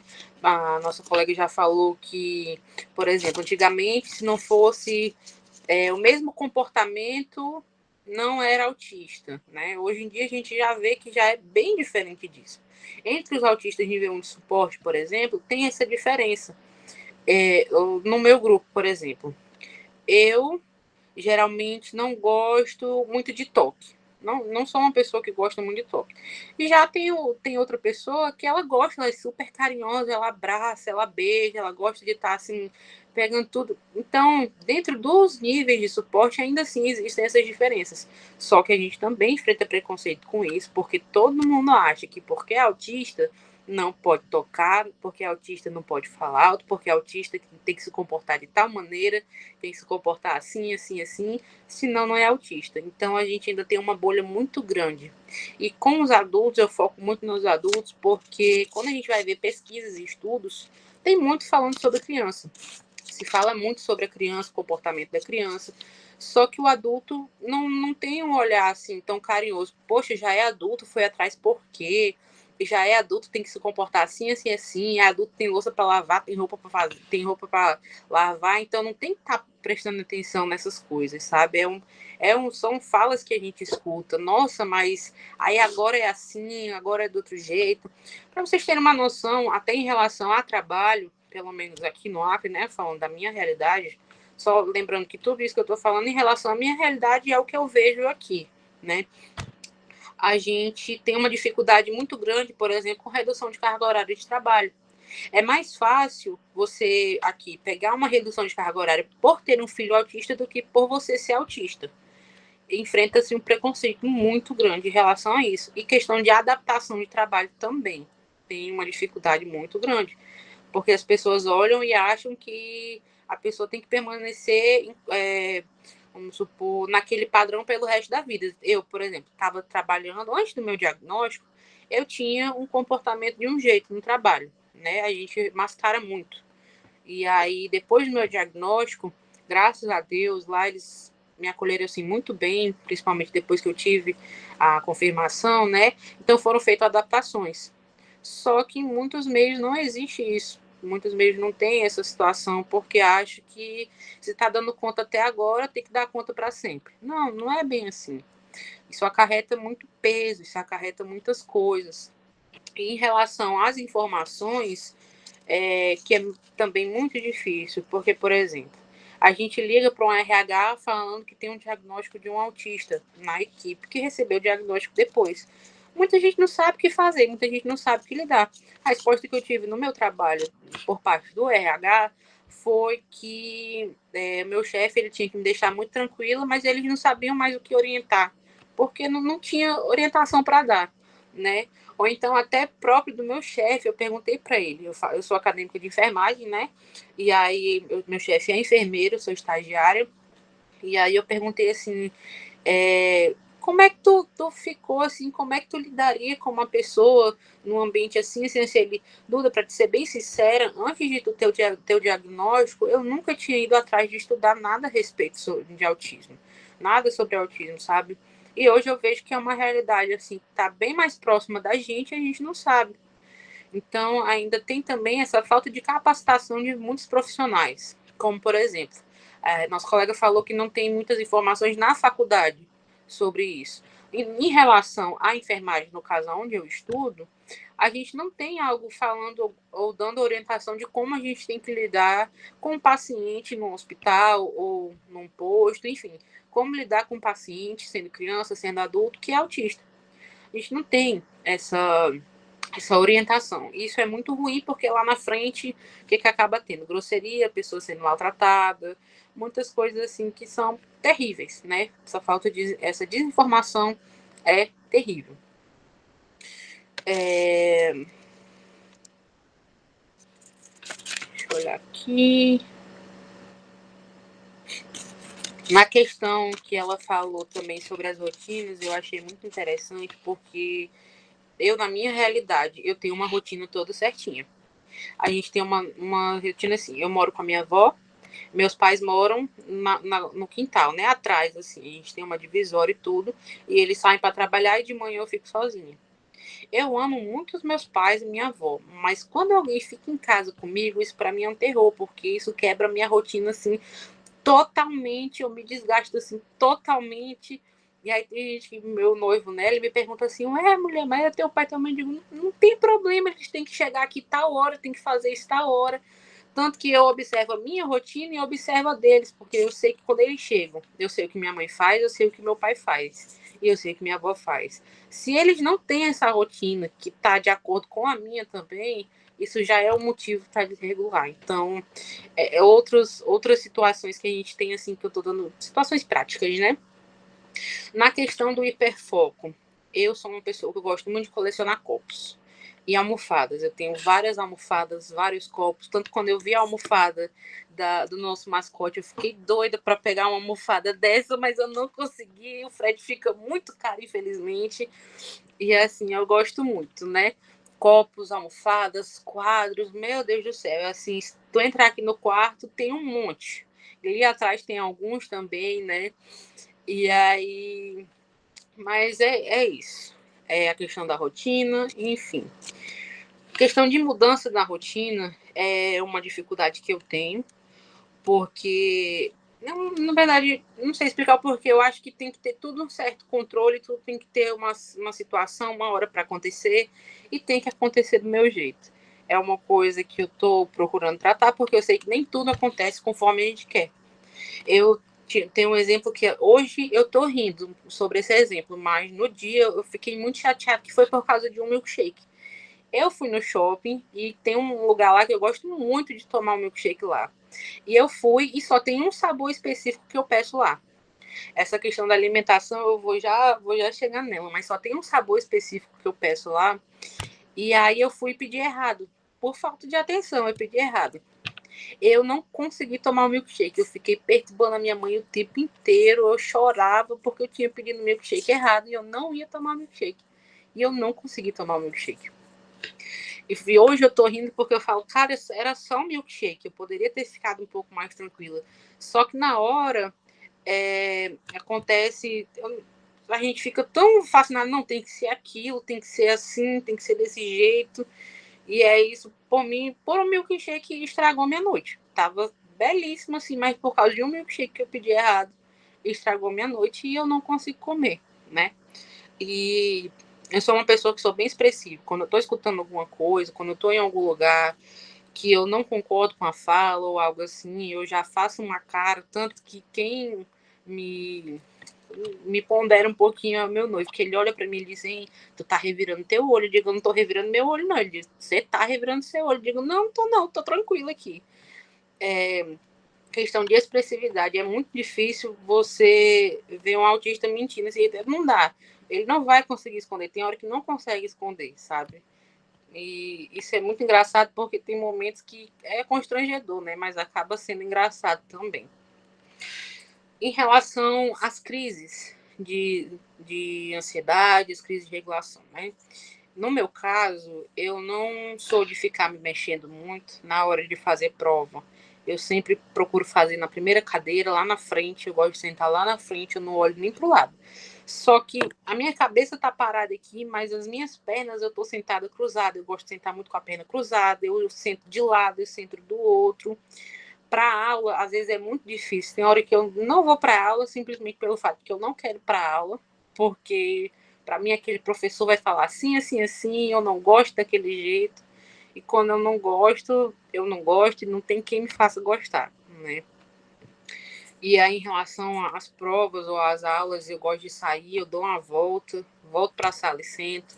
Mas em relação às crises, quando a gente está muito esgotado, é muito pesado, né? Eu não vou entrar muito no assunto assim de como funcionam as minhas crises, mas Eu não gosto de ficar sozinha durante as crises, porque às vezes eu me machuco, né? Alguns autistas têm essa questão da agressividade. Eu tenho uma prima que ela é autista nível 2 de suporte. Ela não se machuca, mas ela vê a primeira pessoa que ela vê na frente, ela belisca. Ela belisca, ela grita, sabe? E às vezes é inconsciente. A gente faz isso no inconsciente. Só que a gente também tem esse preconceito porque as pessoas acham que o autista adulto, ele não tem que ter crise. O autista adulto, ele já pensa, ele já sabe raciocinar, então ele tem que ser perfeito. Ele tem que ser adulto, ele não pode ser autista. Não pode ser autista, ele tem que ser normal, digamos assim, né? E não é assim que funciona. A gente tem algumas pessoas que têm uma crise mais pesada. Eu tenho uma colega, por exemplo, que ela vai no banheiro, ela chora 5 minutos, ela levanta e volta a fazer o que ela estava fazendo. Já eu não consigo. Eu paraliso no lugar que eu estou ali, acontecem várias coisas. E aí, não são com todas as pessoas que eu me sinto confortável em me abrir, porque a gente tem essa dificuldade também. Mas é muito importante a gente servir de suporte para um autista quando perceber que ele está nervoso, que ele está assim, perguntar se quer dar uma volta, ou algo, ficar um pouco mais recluso, né? Em alguns momentos do ano passado eu falava para a Mari que eu não ia participar, justamente por causa dessas situações. E ela super compreendeu, todo mundo compreendeu, graças a Deus, né? E na questão de seletividade alimentar, no meu caso, eu não sei se exatamente seria uma seletividade muito. Acho que é um pouco mais específico para algumas coisas. Por exemplo, comida salgada eu só consigo comer quente. E é extremamente quente. Eu coloco para esquentar, tipo assim, 5 minutos no micro-ondas ou algo assim. Eu tenho que comer diretamente já do fogão. Tem que estar quente. O pessoal olha e fala: Meu Deus, tu já não tem mais nem língua, não tem mais nem bochecha, não tem mais nada. Eu digo: Não, para mim tá normal, para mim tá ótimo. Se eu sentir uma pontinha de vento ali que bateu e já ficou gelado, eu ainda como, mas como assim com a dor no meu peito, porque parece que muda totalmente o gosto da comida, né? Coisas que me chamam a atenção assim na alimentação é a questão de cheiro, a cor, né? A aparência, a textura. Tem algumas frutas que eu não como, mas eu amo tomar o suco, por exemplo, acerola. Eu não como acerola, mas eu amo tomar o suco de acerola. Então, a melancia, eu gosto muito de melancia. E aí eu fiz até uma analogia com o meu chefe, assim, que às vezes eu converso com ele sobre coisas assim, totalmente aleatórias. Falei, cara, a melancia parece uma esponja, né? Não tem a textura de uma esponja, a gente tá comendo uma esponja. E às vezes tem essa hiperatividade, assim, que a gente fica falando, e eu falo com ele sobre coisas totalmente aleatórias. Eu cheguei assim, hein, tu sabia que tem fruta que para mim não faz sentido ter vitamina? Aí ele olhou assim, ele já sabe, ele fica olhando. Eu digo, pois é, porque essa fruta é assim, assim, assim, não faz sentido ter vitamina. Enfim, a melancia, eu tento tirar o máximo da água dela possível, mas eu gosto de comer, né? Aqui no Acre a gente tem a rabada, o tacacá também, e acho que são os únicos caldos que eu tomo. Cozido, por exemplo, sopa, eu não tomo, não gosto, não entendo porquê, mas eu gosto muito de tomar o caldo do tacacá ou da rabada. Ué, mas não é tudo caldo? É caldo, mas é diferente. É caldo, mas é diferente. Não se encaixa no mesmo patamar para mim, sabe? É a mesma coisa de, sei lá, de um creme. Tem alguns doces assim que podem ser parecidos, mas no meu paladar não dá na mesma coisa, né? O estrogonofe, eu gosto muito de estrogonofe, mas eu já não gosto quando a gente faz frango ou a carne que ela tem um molho, mesmo que seja parecido com o estrogonofe, eu não como. São coisas assim, e tem alimentos que eu não suporto sentir o cheiro, já me dá vontade de vomitar, me dá uma dor de barriga, não gosto nem de sentir o cheiro, nem de ver, eu já conheço de longe. Desde pequena, minha mãe tenta me fazer comer fígado, por exemplo. Uma vez ela tentou me enganar, ela fez o fígado bem fatiadinho com cebola, né? Aquelas tirinhas. De longe eu já olhei e falei, eu não vou comer, que eu já sei que eu não gosto, sabe?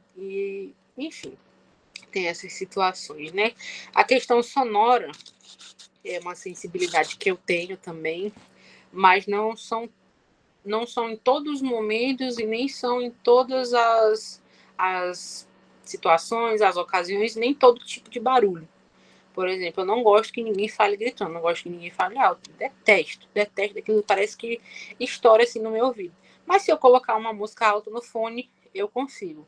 Eu estava até lendo recentemente a respeito disso e eu vi que existem, não sei se hoje em dia já tem alguma coisa que diga o contrário, mas que tem 3 tipos de sons que os autistas geralmente escutam, né? E aí tem um lá que remete a algum trauma, por exemplo, do passado, que ele já não gosta de escutar. Tem isso. Barulho de secador. Eu não me incomodo com barulho de secador, mas se um cachorro latir para mim, aquilo dele acabou. Então, barulho de televisão. Não gosto de barulho de televisão alta. Mas se a gente estiver conversando, então, de novo, eu tô com a música aqui no ouvido, para mim tá ótimo. É bem tranquilo, né? Deixa eu ver. Eu acho que eu já dei uma explicação assim sobre o que eu queria falar, né, baseada no vídeo. Só dando um adendo também que a gente tem que desmistificar algumas coisas que as pessoas geralmente fazem. É muito importante a gente ter o diagnóstico precoce, isso é muito importante. Só que a gente não pode esquecer também dos que tiveram diagnóstico tardio. Né? Muitas pessoas infantilizam muito o autismo, falam que o autismo é só quando é criança e depois já é curado e a pessoa não vai ter mais na fase adulta. E é algo que a gente tem que prestar atenção, porque às vezes nosso subconsciente a gente já pensa, a gente já olha e já fala assim, não, mas essa pessoa ela não é autista, mas ela é.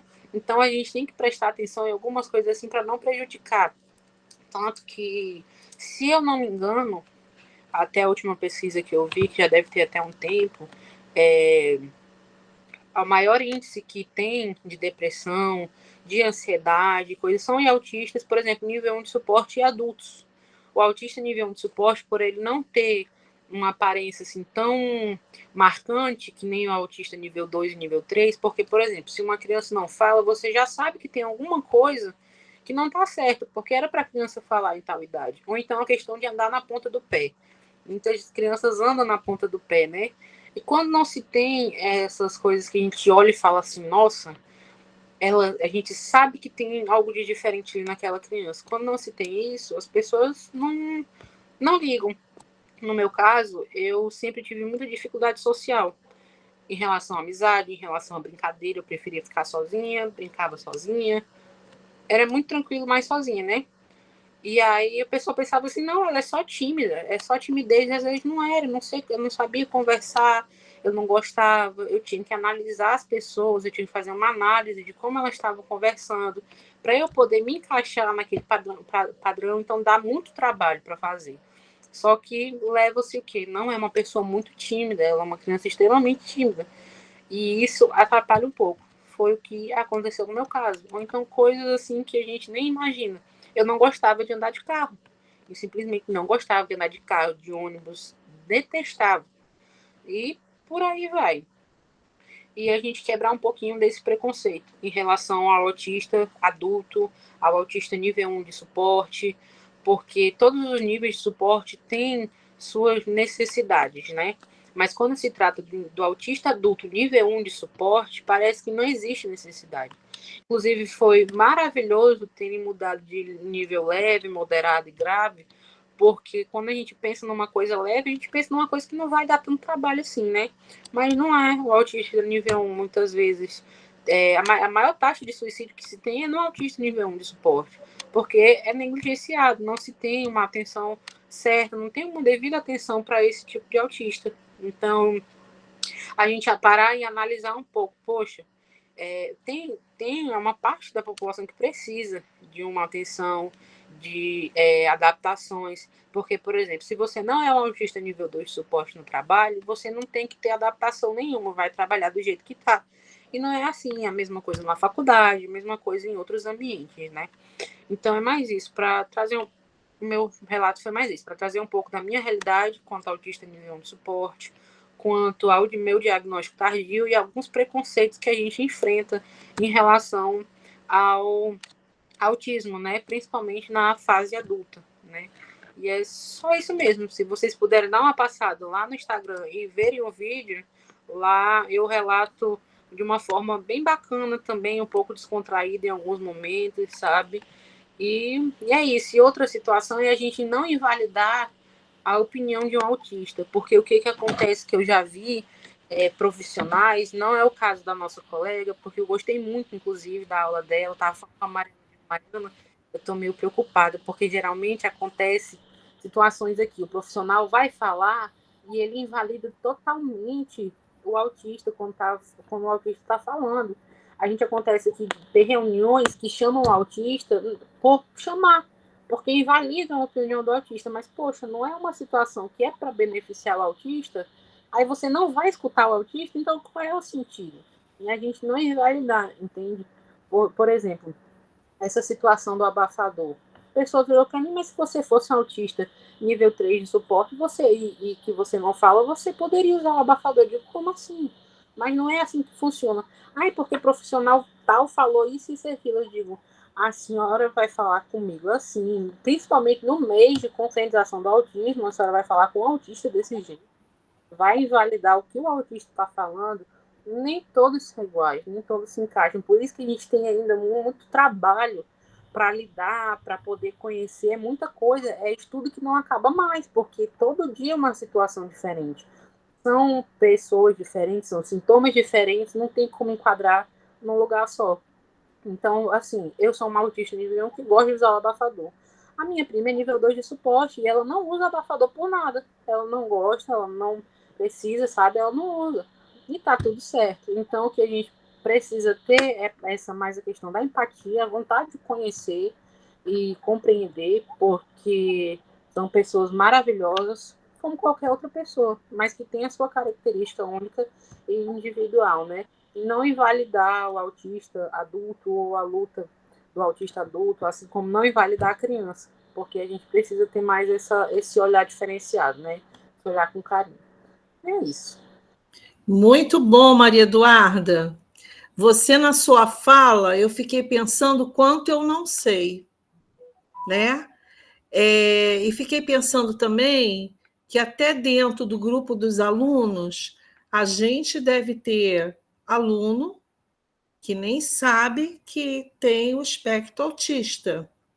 E aí eu fiquei pensando, por exemplo, na graduação, o estágio. Será que a gente precisa considerar essa questão, não é, Eduarda? Com certeza. Essa questão, assim, lógico, no meu caso, eu tenho um hiperfoco na minha faculdade. A área que eu segui, graças a Deus, ela é um hiperfoco meu. Então, sim, eu me sinto tranquila atuando em algumas áreas. Por exemplo, eu gosto da área da obstetrícia. Me sinto muito tranquila atuando ali, então é algo que não me cansa tanto.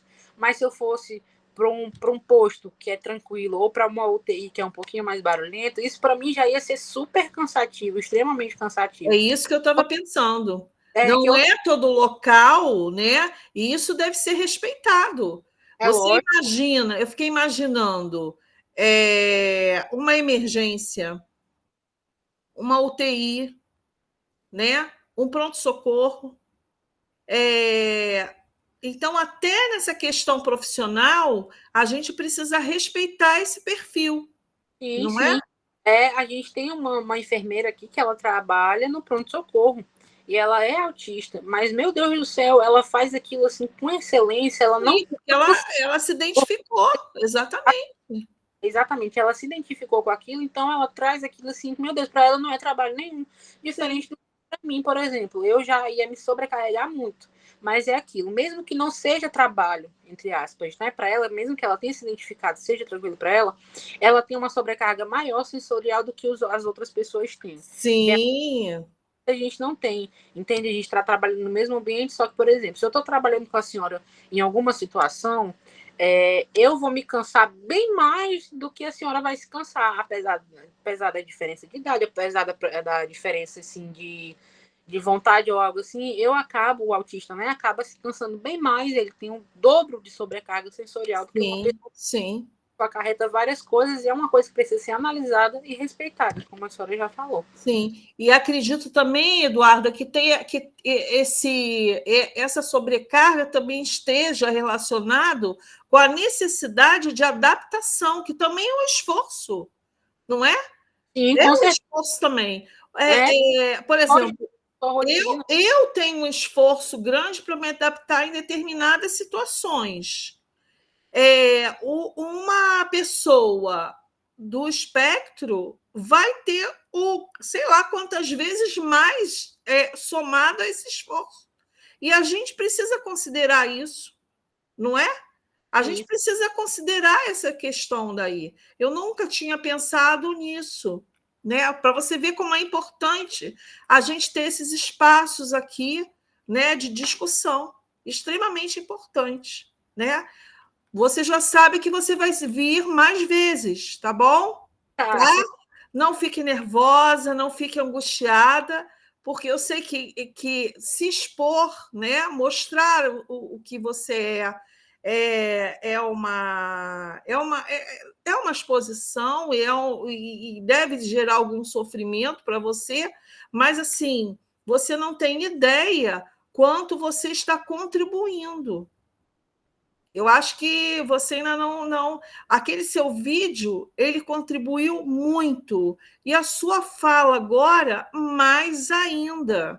Porque você vem falando de você, de detalhes que não foi possível abordar no vídeo, você abordou outras questões que também são relevantes. Então, eu queria agradecer muito a você por essa oportunidade que nós tivemos. Entendeu? E saiba que, assim, mesmo online, a gente vai ter final do ano um encontro, né? E você vai também participar, porque aí vão ter mães de crianças, vão ter, não sei se vai ter adolescente, e a gente vai fazer uma roda de conversa aí desse negócio, porque a gente precisa explorar. Com certeza. E outra, a luta do autista adulto, ele não é só aqui no Acre, né? Ele é em todo o Brasil. Porque, por exemplo, a criança, graças a Deus, já conseguiu bastante apoio, né? As crianças conseguem muito apoio. Só que a gente tem que pensar que, por exemplo, a criança, uma hora ela vai crescer e ela vai se tornar adulta. Exatamente. Seguro para ela. Porque, por exemplo, aqui a gente tem um lugar que ele atende criança até 12 anos. E aí depois tem que ir para um outro lugar que também atende adulto, só que a criança é prioridade. Então tem milhares de crianças na fila de espera e tem mais ainda que a gente não sabe nem se estão vivos ainda, né? Aqui na nossa cidade também, em Rio das Ostras também, no Rio de Janeiro também, está sendo o mesmo panorama. Então, por exemplo, tem as crianças que são autistas e precisam de suporte, mas uma hora elas vão crescer e vão virar adultas. E qual é o suporte que elas vão ter? Elas vão ter algum direito como adultos, porque o sofrimento vai estar ali do mesmo jeito. Como é que vai ser em relação à terapia? Se você não desembolsar do seu bolso, você não consegue. É um problema que se tem. E às vezes até terapias e coisas assim não são tão acessíveis assim, sabe? Não é todo mundo que consegue, infelizmente. É verdade. Eu tenho muito grande e eu fui no particular, porque no público eu não ia conseguir tão cedo. E a questão de tão cedo assim é anos, não são nem alguns meses, são anos. Sim. E é muita gente na lista. Esse acesso está muito difícil, está realmente muito difícil, em todos os lugares, né? Infelizmente. Mariana? Estou aqui. Duda, muito, muito obrigada mais uma vez. Que bom que a gente conseguiu, né? Depois de tanto custo, conseguimos realizar. E assim, meu coração está muito feliz de você ter se disposto, né? Ter conseguido estar aqui com a gente e ter feito essa exposição riquíssima do seu relato, né? Saiba que foi muito importante para a gente e acho que a gente começou, né, o nosso ano agora oficialmente com o pé direito, né? Que bom que a gente permaneceu com esse tema, que bom que a gente insistiu em abordar esse tema, que como a gente, né, veio falando desde o início, é muito importante e são poucos espaços que a gente tem para abordar, né, esse tema. Então, de novo, começamos nosso ano muito bem. Agradeço todo mundo que permaneceu aqui. Nosso fuso horário é diferente, Duda. Aqui a gente já está caminhando para 10h30. Imagina. Para 10h30, mas eu acho que foi muito válido. As dúvidas que surgiram, eu vou estar passando, acho que tem algumas também curiosidades, talvez, em relação à Sim. Duda. Vou estar passando para ela, se ela quiser também aparecer lá no nosso Instagram, nos stories, vai ficar à vontade. As dúvidas que foram para a Fábio eu vou estar encaminhando, e o Instagram vai ser a nossa ponte, né, para a gente estar respondendo. E só para fechar, em relação ao nosso processo seletivo, eu deixei uma caixinha de pergunta lá. Caso tenha alguma dúvida em relação a isso, a gente vai estar respondendo lá, tá? Tanto dúvidas que foram geradas aqui, quanto em relação ao nosso processo, tá bom? A gente já tem o endereço da Eduarda? Então, Duda, vamos providenciar sua almofada, hein? Não sei se você viu no chat, vamos fazer uma vaquinha e o Deco vai chegar para você. Ai, Pode deixar, pode deixar. Imagina a minha felicidade. Quando eu ganho um copo e uma almofada, assim, eu choro de tanta alegria, porque é uma coisa que não sei nem explicar. Mas essa almofada é realmente uma gracinha. Você já viu, não já? Já. Foi uma das nossas colegas do grupo aqui que fez, que montou, que nomeou e ficou muito legal. Muito legal. Ficou mesmo, ficou muito lindo. Esse ano ela chega para você. Vamos organizar direitinho. Com certeza. Gente, muito obrigada, viu? A gente vai encerrando por aqui. Para a galera do processo seletivo, e quem quiser ter acesso também, foi gravado essa live e a gente vai estar disponibilizando, tá bom? Para futuras consultas, né? Enfim. Muito obrigada mais uma vez, Duda. Beijo. Muito obrigada, Beijo gente. para todo Vou estar mundo. aqui com vocês. Boa noite. Boa noite. Boa noite. Eu vou mandar a gravação assim que chegar no meu e-mail. Obrigado. Tá bom, Lena. Beijo para vocês todos. Beijo. Tchau.